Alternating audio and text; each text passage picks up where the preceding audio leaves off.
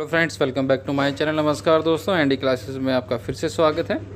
Friends, I hope कि आप लोगों ने मेरे चैनल को सब्सक्राइब कर रखा होगा। अगर नहीं किया है तो प्लीज़ सब्सक्राइब कर लें, बेल आइकन को जरूर प्रेस कर लीजिएगा ताकि जैसे ही कोई वीडियो अपलोड की जाए आपके पास नोटिफिकेशन आ जाए उसकी। चलिए आज की वीडियो की शुरुआत करते हैं। प्रीवियस ईयर्स में जो क्वेश्चन पूछे गए हैं उसमें पॉलिटी एंड इंडियन कॉन्स्टिट्यूशन पर जो क्वेश्चन आए हैं उनको एक बार इस वीडियो में रिकॉल करने की कोशिश करते हैं। ठीक है, चलिए शुरुआत करते हैं।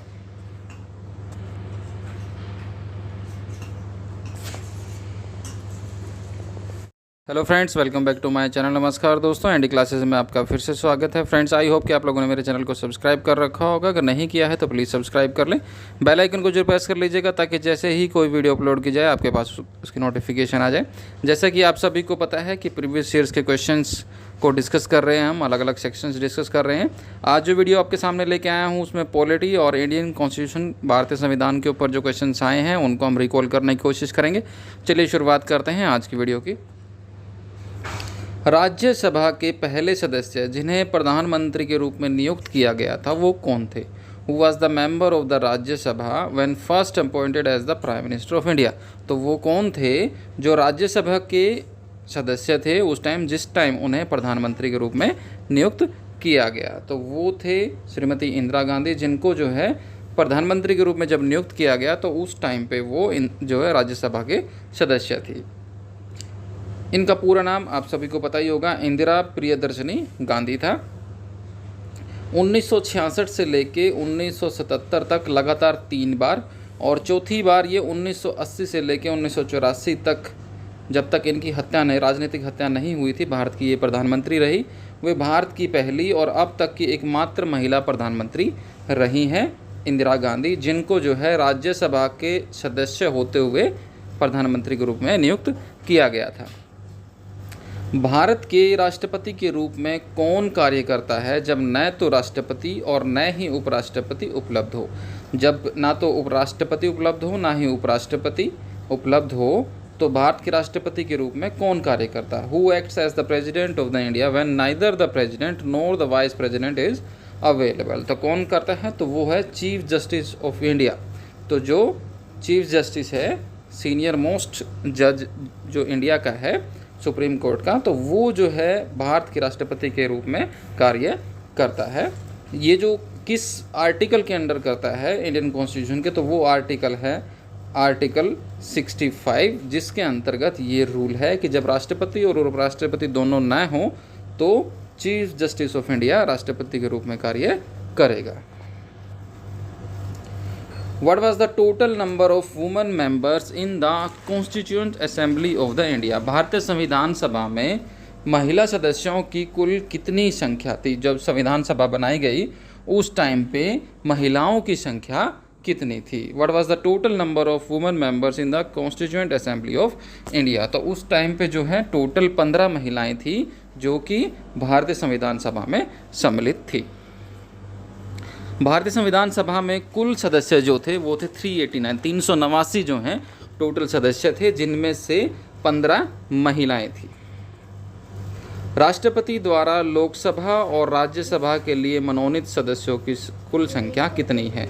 राष्ट्रपति जो है लोकसभा और राज्यसभा में टोटल कितने सदस्य मनोनीत कर सकते हैं? The total number of members nominated by the president to the Lok Sabha and the Rajya Sabha. तो वो टोटल संख्या है 14 जो है सदस्य मनोनीत किए जा सकते हैं राष्ट्रपति के द्वारा लोकसभा और राज्यसभा में।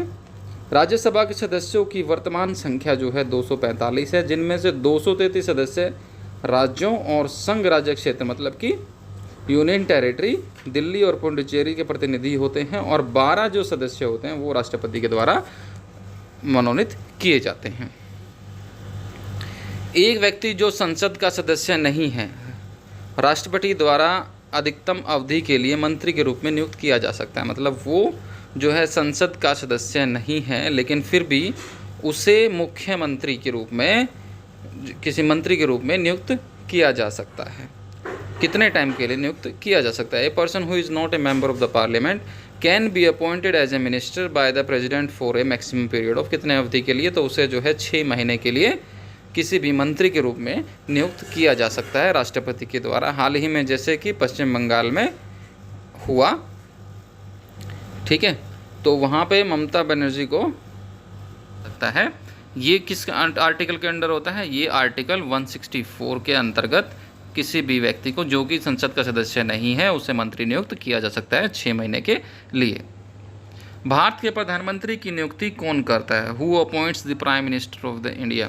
तो भारत के प्रधानमंत्री की नियुक्ति कौन करता है? तो भारत के प्रधानमंत्री की नियुक्ति जो की जाती है वो प्रेसिडेंट, राष्ट्रपति के द्वारा की जाती है अंडर आर्टिकल 75। तो अब जो इंडियन कॉन्स्टिट्यूशन का आर्टिकल 75 है उसके अंतर्गत भारत के प्रधानमंत्री की नियुक्ति राष्ट्रपति के द्वारा, प्रेसिडेंट के द्वारा की जाती है।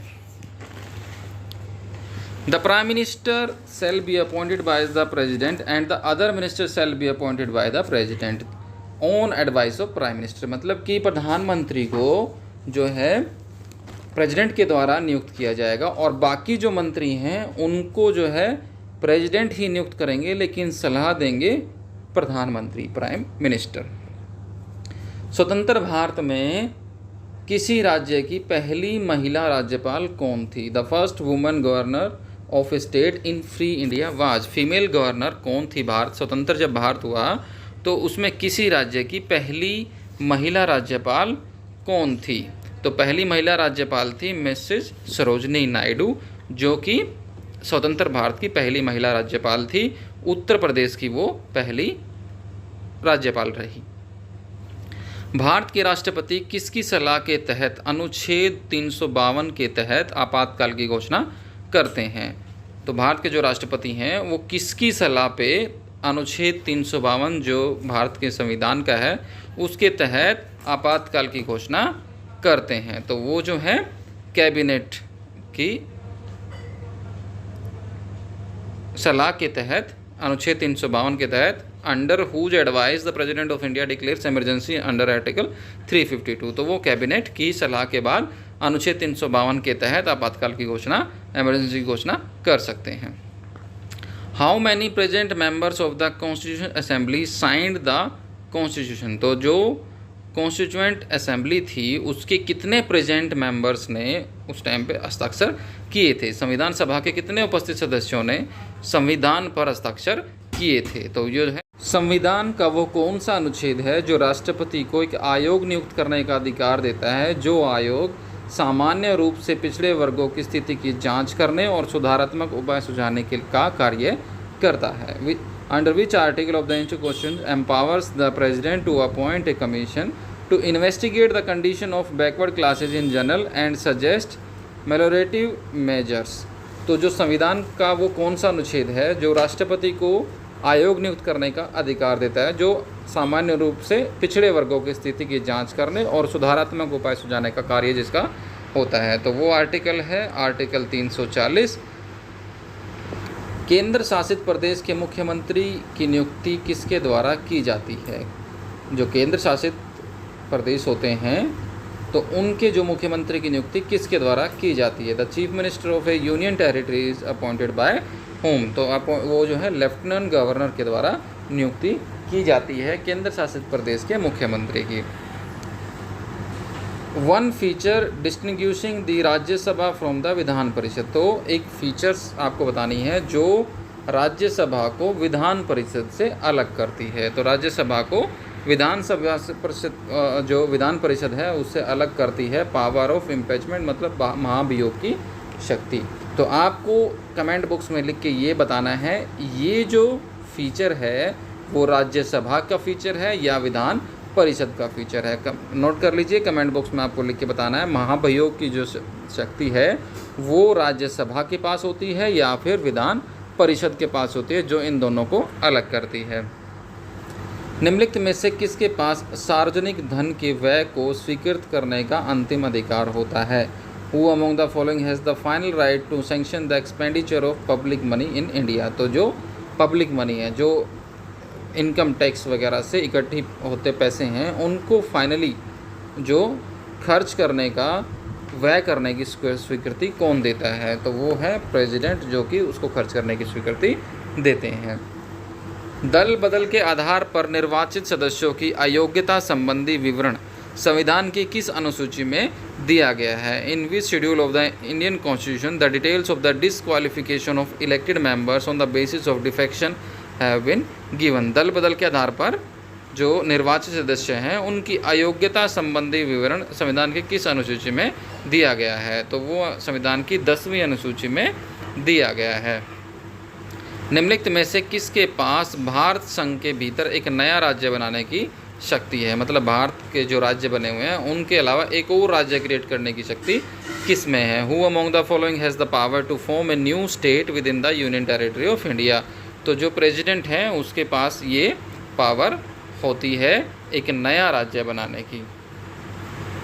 जब उपराष्ट्रपति राष्ट्रपति के रूप में कार्य करता है तो उसका किसका वेतन प्राप्त करता है, तो उसको किसका वेतन मिलता है। When the vice president officiates as president he draws the salary of, तो जब उपराष्ट्रपति राष्ट्रपति के रूप में कार्य करता है राष्ट्रपति की अनुपस्थिति में उसकी किसका वेतन प्राप्त होता है, उसे जो है प्रेसिडेंट का वेतन प्राप्त होता है। भारत के राष्ट्रपति के खिलाफ महाभियोग की कार्यवाही कौन शुरू कर सकता है। Who can initiate impeachment proceedings against the president of India, तो महाभियोग की कार्यवाही भारत के राष्ट्रपति के खिलाफ कौन कर सकता है, तो इसको जो है either house of the parliament, parliament का कोई भी हाउस जो है कर सकता है महाभियोग की कार्यवाही।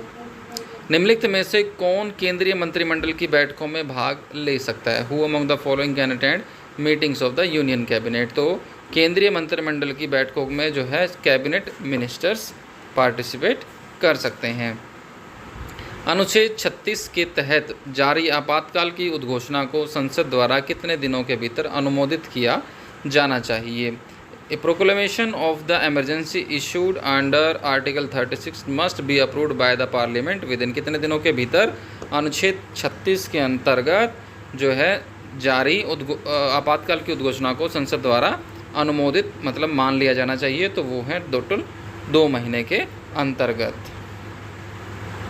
तो ये सभी वीडियो मेरे चैनल पर अवेलेबल हैं, लिंक आपको वीडियो के डिस्क्रिप्शन में मिल जाएगा, आप चाहें तो देख सकते हैं। थैंक्स फॉर वॉचिंग, बने रहिए मेरे साथ, ऐसे ही वीडियो जाती रहेंगी।